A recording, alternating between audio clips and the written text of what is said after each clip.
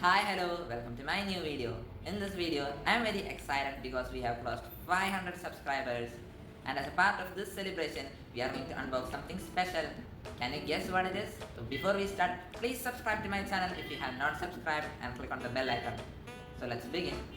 Guys, I am very excited to unbox this. This is a 1/18 scale model collectible. So let's open the box.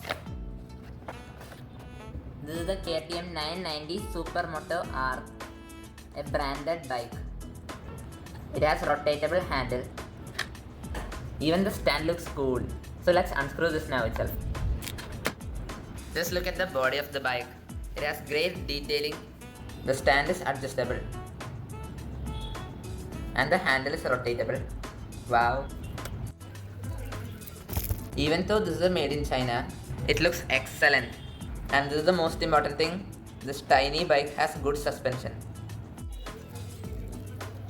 So if you like my video, please click on the like button, share my video to your 10 friends, and if you have any doubts or suggestions, please tell me in the comment box. Once again, subscribe to my channel for more new awesome videos and click on the bell icon for notification of my new videos. Thanks for watching my video. Hope you enjoyed it.